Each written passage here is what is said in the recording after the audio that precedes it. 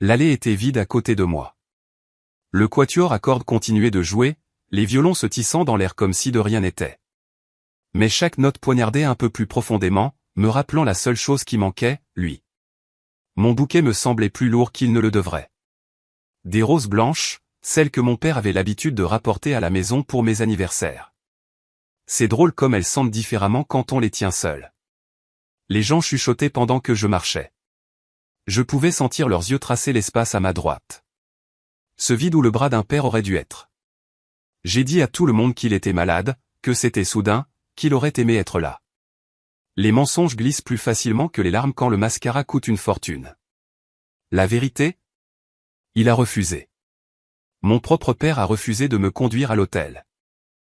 Et tout cela parce que ma belle-mère, la femme qui a passé des années à peaufiner son image de famille parfaite, a dit que je volais la vedette à sa fille.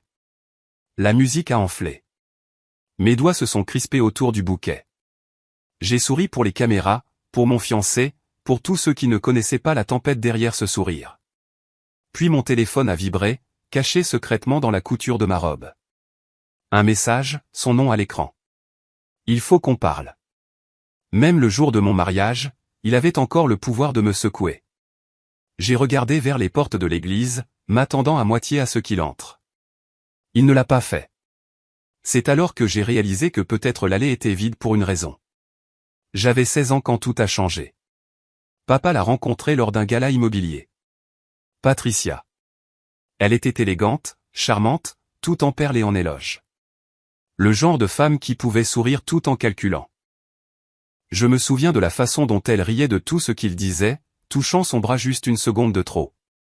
6 mois plus tard, elle vivait dans notre maison. J'ai essayé. Vraiment. Je me suis dit, papa mérite d'être heureux. Mais Patricia n'a jamais voulu de fille. Elle voulait un miroir. Et je ne correspondais pas à son reflet. Sa propre fille, Alais, avait 1 an de moins que moi, était douce, parfaitement habillée et adorait sans effort. Le genre de fille qui n'a jamais eu à essayer d'être aimée.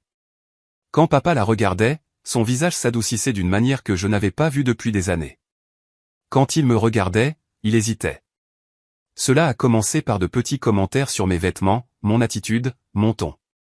Patricia souriait et me disait qu'elle essayait juste de m'aider à être plus féminine. Puis vinrent les comparaisons. Les notes de Alais sont meilleures.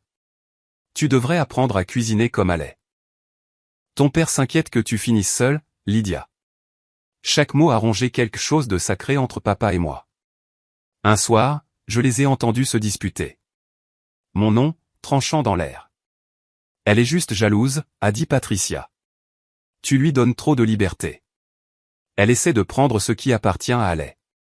C'est ma fille, la voix de papa s'est brisée. Exactement, a rétorqué Patricia. Et elle utilise ça pour te manipuler. Ce soir-là, papa n'est pas venu dans ma chambre comme il le faisait avant. Pas de doux coups à la porte, pas de bonne nuit, juste le silence. Des semaines plus tard, il a manqué ma performance chorale. Il a dit qu'il avait oublié. Puis il a manqué mes photos de fin d'études. Chaque absence était sa propre trahison. Quand je suis parti à l'université, Patricia s'est tenue près de la voiture et a souri de ce sourire poli et creux. Bonne chance, Lydia. N'oublie pas d'où tu viens, a-t-elle dit, comme un avertissement, pas une bénédiction. Je me suis tourné vers papa pour une dernière étreinte. Il m'a serré dans ses bras, mais c'était formel, comme 2 personnes qui se disent au revoir par devoir, pas par amour. Ce soir-là, quand j'ai déballé mes affaires dans mon dortoir, j'ai trouvé une petite boîte en velours cachée dans ma valise. À l'intérieur se trouvait le médaillon de ma défunte mère, celui que Patricia avait autrefois qualifié de ringard. Un mot de l'écriture de papa disait, « Ta mère serait fière. » Ne laisse personne atténuer cette lumière. J'ai serré ce médaillon fort contre moi, murmurant une promesse à la femme qui me manquait le plus au monde, quand personne ne se tient à tes côtés, tiens-toi plus droite. La première année où j'ai été seul a été comme apprendre à respirer sous l'eau. L'université n'était pas glamour, café bon marché, nuit blanche, tout d'occasion. J'ai fait le service entre les cours, en faisant semblant que mes pieds ne me faisaient pas mal et que ma fierté ne saignait pas. Chaque pourboire était comme une preuve que je pouvais survivre sans la permission de personne. Parfois, quand je passais devant des familles riant autour d'un dîner, je ressentais cette piqûre familière. Je serrais le médaillon de ma mère comme si c'était une armure, murmurant ces mots, quand personne ne se tient à tes côtés, tiens-toi plus droite. Ma spécialité était l'architecture, un choix que papa avait autrefois qualifié d'impraticable pour une fille. Cette phrase est devenue un carburant. Je traçais des plantards dans la nuit, des écouteurs à fond, les yeux brûlants de fatigue. Le personnel de la bibliothèque du campus me connaissait par mon nom, Lydia Hart, la fille qui ne rentrait jamais à la maison pendant les vacances. Pendant ma 3e année, j'ai rencontré Eleanor Pierce, une architecte à la retraite qui donnait des cours à temps partiel. Elle portait des foulards colorés, parlait comme le tonnerre et voyait clair à travers les excuses. La première fois qu'elle a examiné mon projet, elle a dit « Tu as de la vision, gamine. Tu n'y crois juste pas encore. » Elle est devenue mon mentor, dure, sans filtre, mais profondément gentille. Elle m'apportait du café pendant les nuits blanches et me racontait des histoires sur le fait d'être la seule femme dans la salle de réunion dans les années 80. Les gens sous-estiment les femmes jusqu'à ce qu'on leur fasse regretter, disait-elle en souriant. Sous sa direction, j'ai décroché un stage dans une entreprise de renom à New York. Je n'avais pas les moyens de vivre dans la ville, mais j'ai réussi, dormir sur des canapés, manger des pizzas à $1, esquisser des bâtiments entre les trajets en métro. Quand ma première paie est arrivée, j'en ai renvoyé la moitié pour rembourser ma dette étudiante. L'autre moitié est allée dans un compte d'épargne intitulé Liberté. Les années ont passé, de stagiaire à assistante, d'assistante à conceptrice principale. Chaque promotion était comme récupérer un morceau de moi-même que Patricia avait essayé d'effacer. Il y avait aussi des nuits solitaires. Des anniversaires passés dans des appartements vides, à faire défiler des photos de papa et aller souriant sur les réseaux sociaux. Patricia les taguait toujours Family Goal. J'ai arrêté de vérifier au bout d'un moment. Mon monde est devenu mon travail. J'y ai tout mis, douleur, faim, espoir, et lentement, j'ai construit quelque chose de solide. À 29 ans, j'ai lancé mon propre studio, Artline Design. Cela a commencé dans un espace exigu et loué au-dessus d'une boulangerie. Les murs sentaient la cannelle et l'ambition.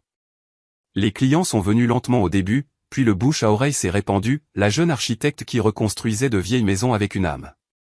Mon premier grand projet a été un centre communautaire à Brooklyn financé par un organisme à but non lucratif qui croyait aux entreprises dirigées par des femmes.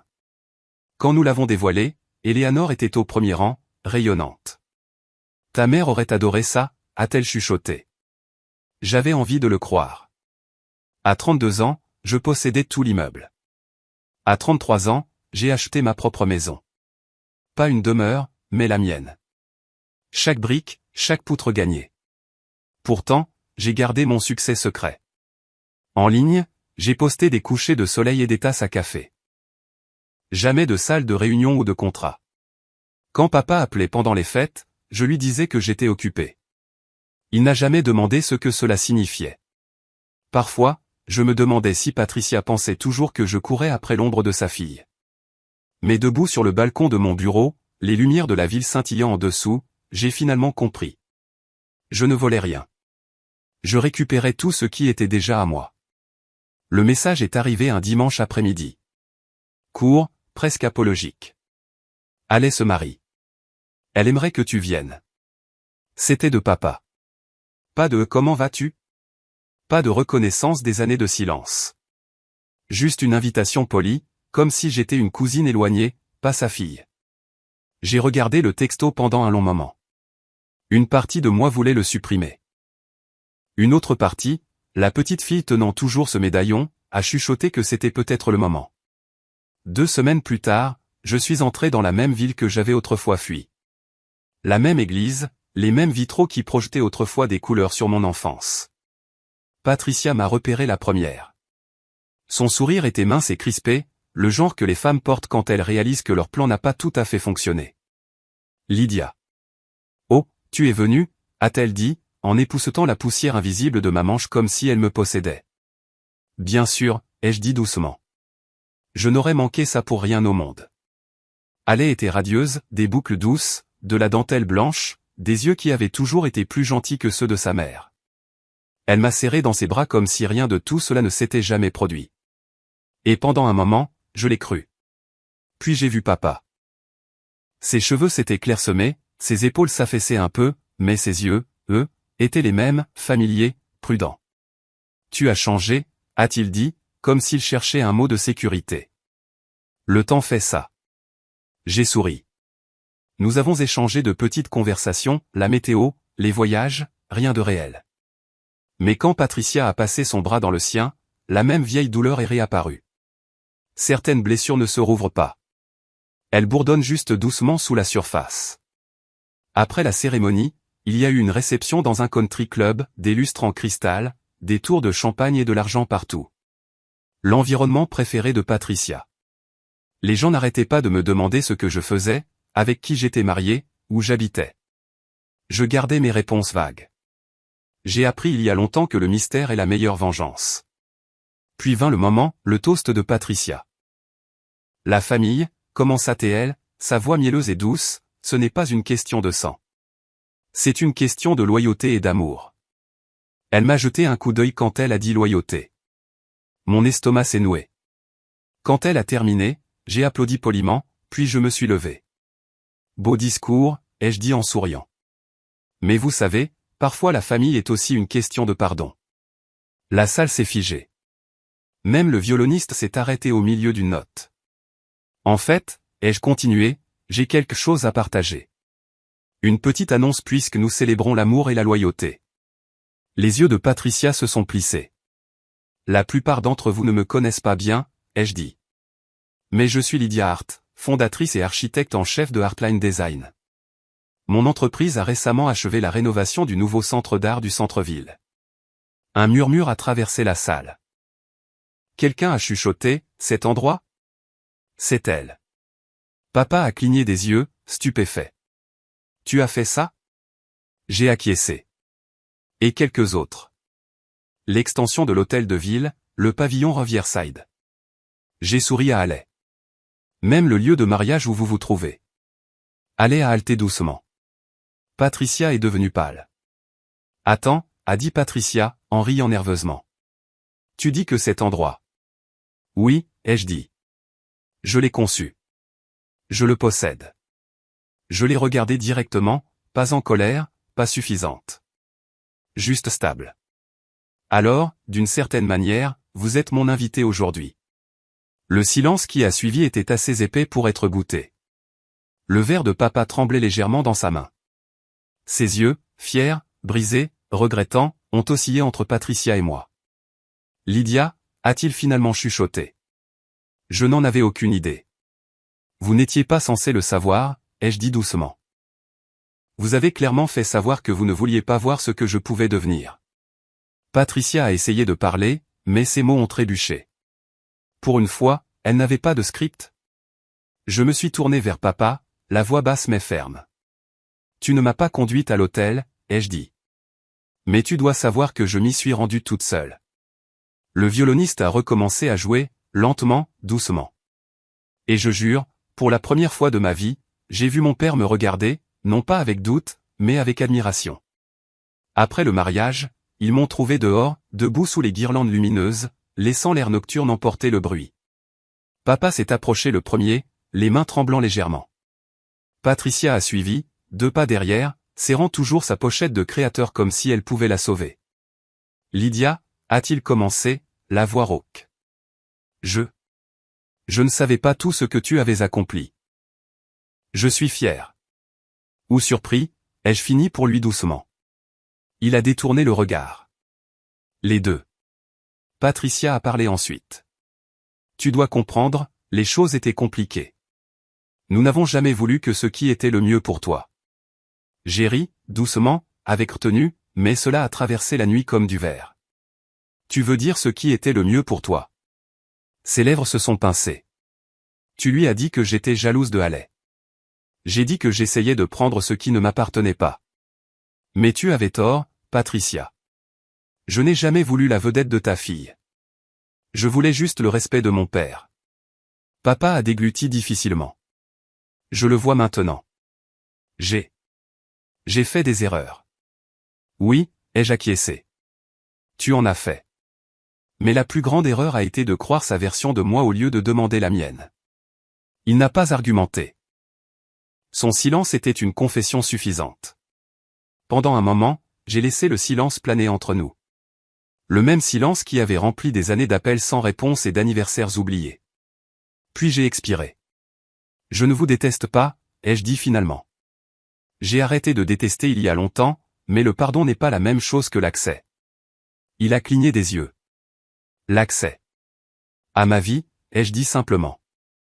À ma paix. Patricia s'est dit. Tu ne peux pas dire ça. C'est ton père. Et il le sera toujours, ai-je répondu. Mais s'il veut une relation maintenant, elle doit être construite sur la vérité, pas sur la culpabilité, pas sur vos chuchotements. Je me suis tourné vers papa. Alors voici mes conditions. Son expression s'est tendue, mais il a acquiescé. D'accord. Hein, ai-je dit, en levant un doigt. Tu arrêtes de laisser les autres définir ta fille. Tu veux savoir qui je suis? Demande-moi. Montre-toi. N'envoie pas Patricia le faire à ta place. Il a acquiescé lentement, les yeux humides. 2. Ai-je continué, si tu reviens dans ma vie, tu viens avec respect pour la femme que je suis devenue, pas avec pitié pour la fille que tu as laissée. Et 3. J'ai jeté un coup d'œil à Patricia, sa mâchoire se crispant. Tu laisses tomber le besoin de rivaliser, parce que je ne joue plus à ton jeu. J'ai construit mon propre terrain. Elle a détourné le regard, son visage illisible. Papa a tendu la main, hésitant, puis a touché ma main. Je veux essayer, Lydia. Je ne sais pas si je mérite une seconde chance, mais je veux essayer. Je l'ai étudié pendant un long moment. Il y avait de la douleur, oui, mais aussi de l'humilité. Et peut-être que c'était suffisant pour commencer quelque chose de nouveau. Alors commence petit, ai-je dit. Déjeuner la semaine prochaine. Juste toi et moi. Ses yeux se sont illuminés. J'aimerais bien. Patricia a commencé à protester, mais il l'a fait taire avec un regard calme et ferme que je ne lui avais jamais vu auparavant. Tu l'as entendu, a-t-il dit doucement. Juste moi et Lydia. Pour la première fois, je ne me sentais pas comme l'étrangère dans ma propre histoire. Je me sentais comme l'auteur. Alors qu'il s'éloignait, les talons de Patricia claquant sèchement contre le trottoir, j'ai touché le médaillon autour de mon cou. Quand personne ne se tient à tes côtés, tiens-toi plus droite. Ce soir, je ne me tenais pas seulement droite. Je me tenais enfin libre. Une semaine plus tard, j'étais assise dans un petit café du centre-ville. Le genre avec des tasses ébréchées et du vrai café, pas le genre servi dans des tasses fragiles qui sentent l'argent. Papa était en retard, mais seulement de quelques minutes. Quand il est entré, il avait l'air nerveux, comme un homme entrant dans un confessionnal. Il portait la même vieille montre que je lui avais donnée quand j'avais 12 ans, celle que Patricia avait autrefois qualifiée de bon marché. « Salut », ai-je dit en souriant. « Salut », a-t-il fait écho, en s'asseyant prudemment comme si la chaise pouvait se casser sous le poids de toutes nos années non dites. Nous n'avons pas parlé du passé au début. Nous avons parlé de choses simples, mes projets, la ville, comment la lune de miel de Halle avait été retardée.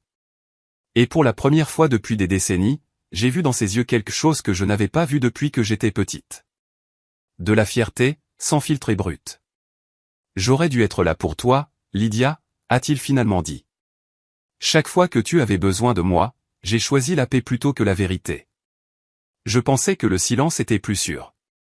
C'est bon, ai-je dit. Tu ne peux pas réécrire ce qui est parti.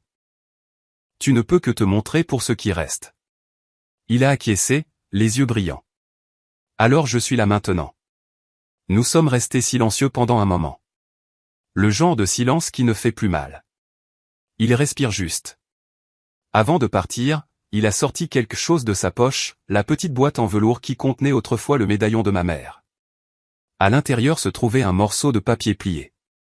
Pour ton prochain projet, disait-il dans son écriture. Peut-être une maison, une avec de la place pour nous deux. Je n'ai pas pu parler. J'ai juste souri. Et pour la première fois, ça ne m'a pas fait mal de le faire. Patricia n'a plus jamais repris contact. Peut-être a-t-elle finalement réalisé qu'elle avait perdu le contrôle d'une histoire qu'elle n'avait jamais possédée. Halle, cependant, a envoyé une carte postale des mois plus tard, une photo du lieu que j'avais construit avec 2 mots griffonnés au dos, merci. Je l'ai encadré. La vie a continué. Pas parfaitement, mais honnêtement. Mon travail a grandi. Mon cœur s'est adouci. Et un matin de printemps, je me suis retrouvé à esquisser un plan de chapelle. La lumière du soleil traversait les fenêtres de mon studio. Le bruit des rires venant de la rue en bas. C'est alors que j'ai réalisé que je ne dessinais plus pour des clients. Je dessinais pour moi-même, pour la fille qui avait autrefois descendu une allée vide, souhaitant que son père ait été là.